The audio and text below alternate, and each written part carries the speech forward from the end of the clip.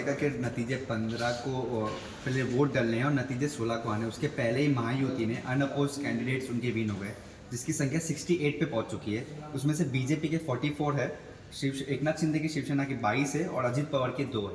कैसे देखते हैं इस डेवलपमेंट को? कितने महान व्यक्ति है, जरा एक देश को पता चलने दो, देश को भी पता चलना चाहिए। ये सिर्फ मुंबई महाराष्ट्र की बात नहीं है, देश को पता चलना चाहिए कितने महान व्यक्ति है। देखो भैया, जो अविरोध चुनकर आए, प्रधानमंत्री मोदी नहीं आए अविरोध चुनकर, सोचे विश्वगुरु है ना, वो भी अविरोध नहीं आए, ये अविरोध आ रहे। कल मैंने एक उदाहरण दे दिया, सामने आपके रखा है कि प्रभाग क्रमांक 226 जहाँ इस राज्य के विधानसभा के अध्यक्ष एडवोकेट राहुल नार्वेकर जी रहते हैं, वो उनका प्रभाग विभाग है जहाँ से वो विधायक करके चुन के आते हैं। उनके भाई 226 से लड़ रही है, उनकी बहन 227 से लड़ रही है, उनकी भाभी 225 से लड़ रही है, पूरा परिवार। मोदी साहब परिवारवाद, देखो परिवार, उस परिवार ने अपने भाई को अविरोध चुनकर आने के लिए उन्होंने कल एक व्यक्ति को फॉर्म भरने नहीं दिया, वो भी कंप्लेंट सुन रहे आप। वो हरिभाऊ राठौड़ करके विधायक, पूर्व विधायक है, 5 बजे उन्होंने पैसे भरे, जबकि उनके फॉर्म की जांच हुई। पैसे भरने के बाद सिर्फ जाकर देना है, वो सामने रास्ता क्रॉस करके उनकी ऑफिस थी, वहां जाने नहीं दिया क्योंकि पता था अविरोध करना है। 1 बज गया, जो बच गया उसको ढूंढते बैठे, उसको धमकाते बैठे, उसको प्रलोभन देते बैठे। 3 दिन तक घर पर नहीं गया वो, समझे अविरोध वाले, 3 दिन घर पर नहीं गया। फिर जाकर मैंने पुलिस आयुक्त जी को मैसेज किया, फोन किया कि भैया उसको सुरक्षा तो प्रदान करे, फिर जाकर सुरक्षा प्रदान है। ये हमारे महाराष्ट्र के राज्य चुनाव आयुक्त है ना, उनको भी ये देखना है। ये मत सोचे कि यहाँ से वहाँ अब भटका लेंगे, ये भटकाने की बात नहीं है, ये बात है। और इसी तरह से हर जगह या तो धमकाना या तो प्रलोभन। पैसा तो पूछो ही बैठना है भाई, 50 करोड़ वाले का स्टैम्प नहीं है इनके ऊपर। अब भूल गए क्या? विधायकों को 50 करोड़ में खरीद लिया। अब अविरोध बनने के लिए जितने भी लोगों ने फॉर्म भर लिए थे उनको खरीद लिया होगा या तो धमकाया होगा। मैं तो चाहता हूं, आप हमसे मत पूछिए, जरा शोध पत्रकारिता करिए और जाकर जानकारी तो ले लिया भैया। फिर फॉर्म ही क्यों भरा था भैया? वापस लेना था तो फिर पता चलेगा। भाई पार्टी का आदेश हो तो बात अलग है। भाई पार्टी ने कहा कि हम गठबंधन में, तो आप एक वापस ले लो, दोनों को नहीं मिल सकता। वो एक शासन की बात है, अनुशासन की बात है। बाकी लोग क्यों वापस ले रहे हैं, विपक्ष के लोग? तो सोचो तो सही, या तो धमकाया है या तो पानी जैसा पैसा बहा है। इतिहास में कभी नहीं हुआ। मुंबई महानगर पालिका 100 साल से पुरानी सा है, उनके इतिहास में कभी नहीं हुआ अविरोध चुनकर आना। ये डोंबिवली बिम्बिवली तो दादागिरी है, तो समझ लेना। वहां तो क्या पूछना ही है, थाना क्या, डोंबिवली क्या, बीचे, मतलब वहां तो पैसे की मतलब नदी बहती है। हो सकता है नदी भी शुरू, मेरा शब्द उनका अवमानित करने वाला होगा था, सागर बहता होगा, पता नहीं। सर, आपने कल्याण, डोंबिवली और थाने का नाम लिया, क्या किसी स्पेसिफिक पार्टी, किसी व्यक्ति की बात? अरे भाई, सत्ता पक्ष के क्यों पूछते हो? इतने गवार तो लोग नहीं रहे ना, लोगों को भी मालूम है।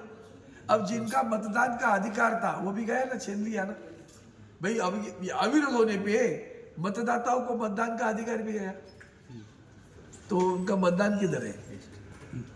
तो आप समझ में आए संविधान को कैसे ठेस पहुंचती है।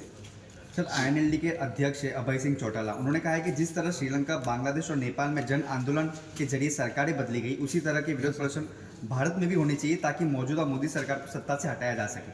वो क्या कहते हैं, उससे मतलब नहीं। सच्चाई वो है कि लोगों की ही प्रतिक्रिया आनी चाहिए। मैं आज हर रोज जब संबोधन करता हूं तब एक वाक्य जानबूझकर इस भारत रत्न डॉक्टर अंबेडकर जी का, जिन्होंने हमारी संविधान लिखी, जो वंचितों के लिए जिंदगी भर लड़ते रहे, उन्होंने उनको कहा था एक बार हो सके तो संघर्ष नहीं करा तो भी चलेगा, लेकिन बेचना नहीं चाहिए। आप लोग बिको मत, खुद को बेचो मत, बिक मत जाओ। ये कहने वाले भारत रत्न डॉक्टर बाबा साहेब आम्बेडकर जी थे। अब क्या हो रहा है, खरीदार भी है, बिकने वाले बिकने वाले भी खड़े हैं, बाजार हुआ है। चुनाव मतलब बाजार है, भ्रष्टाचार का बाजार, और इलेक्शन कमीशन अंदर वो पट्टी बांधकर बैठा हुआ है गुलाम। तो गुलाम के तरफ के नीचे भ्रष्टाचार चल रहा है, खुलेआम चल रहा है।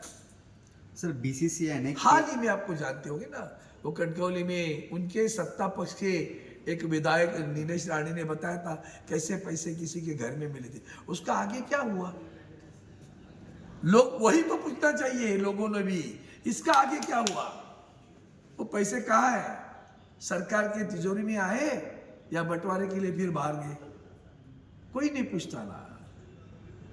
आप लोग भी विषय छोड़ देते हो, कल की बात कल, नया विषय, यही तो है ना, ऐसे विषयों के पीछे लगना चाहिए। अब कल मैंने पढ़ा है, आज ही अखबार में पढ़ा बने, एक गाड़ी पकड़ी है पुणे के जाते समय, कुछ 70-75 लाख रुपए उसमें कैश मिली है। कहाँ जा रही थी, गाड़ी पकड़ ली है, तो किसकी गाड़ी है वो क्यों नहीं बताते हो? पुलिस ने गाड़ी पकड़ ली, गाड़ी का नंबर मिला तो नाम पता चलता ना भैया, मालिक कौन है, मालिक का नाम क्यों नहीं बताती पुलिस, कौन से पार्टी का है बताओ भैया।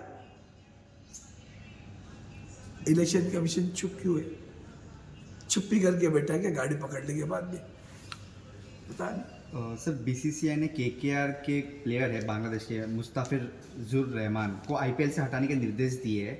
सर इसके पहले भी देखा गया कि शाहरुख खान को लेके लोगों ने टारगेट किया, भाजपा के नेता ने उनको गद्दार तक कह दिया गया।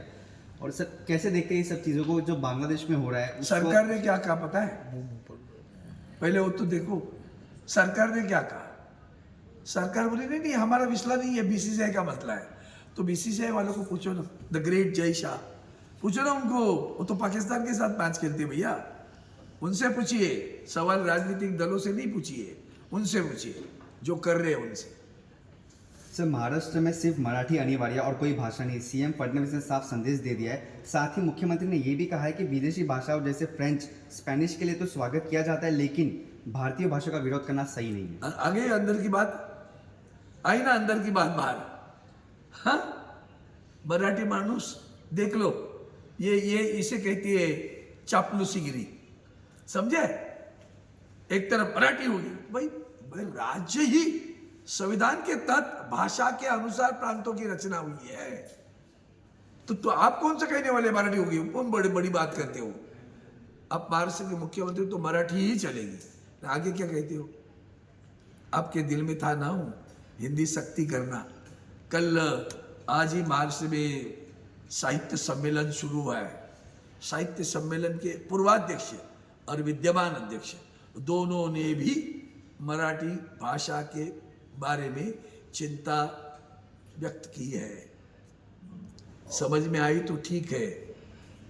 तारा भवाळकर जो पूर्वाध्यक्ष थी, आदरणीय तारा भवाळकर जी ने भी वही कहा, वही आदरणीय विश्वास पाटिल जी ने भी कहा, दोनों भी पूर्वाध्यक्ष विद्यमान अध्यक्ष। साहित्य सम्मेलन शुरू हुआ है, आप देख लो मराठी भाषा के बारे में। से केंद्रीय राज्य मंत्री मुरलीधर मोहोळ ने अजित पवार पर निशाना साधा है पुणे महानगर पालिका को लेकर। उन्होंने कहा कि अजित पवार वाली नेतृत्व वाली एनसीपी पर भी निशाना साधा। उन्होंने कहा कि एनसीपी के कुख्यात गैंगस्टर बंडू आंडेकर और गजानन मारने के परिवार की महिला को समर्थन दिया है। मतलब उनका कहना है कि गुंडे, उनको पूछो नासिक में आपने किसको लिया है, उनको पूछो भैया जैन हॉस्टल के बारे में आपके ऊपर भी इल्जाम लगे थे, नहीं बोलना मुरलीधर जी। हालांकि मैं कोई दोनों पार्टी के समर्थन में नहीं, लेकिन सच्चाई क्या है। कुत्ते बिकते की बात करो, एक कुत्ता तुम्हारे पास है नासिक में, जिसके ऊपर इल्जाम लगाकर उसको ब्लैकमेल करके हमारे पार्टी से लेके गए थे ना। अभी आप पार्टी ने उनको टिकट भी दे दिए उनके बच्चे को। ये पार्टी है क्या भारतीय जनता पार्टी? बहु ढोंगी पार्टी। 70,000 करोड़ का घोटाला हुआ, सिंचाई घोटाला हुआ, किसने कहा भैया? देश के प्रधानमंत्री ने पार्लियामेंट में कहा। आदर्श घोटाला हुआ, देश के प्रधानमंत्री ने पार्लियामेंट में कहा अशोक चव्हाण जी भाजपा में है, अजित पवार जी भाजपा के साथ है। कौन है मुरलीधर जी? अपना जरा पीछे के पन्ने देख लो, अंतर्मुख होकर आत्मपरीक्षण करो, तुम्हारी पार्टी देश का सत्यानाश कर रही है। Thank you sir.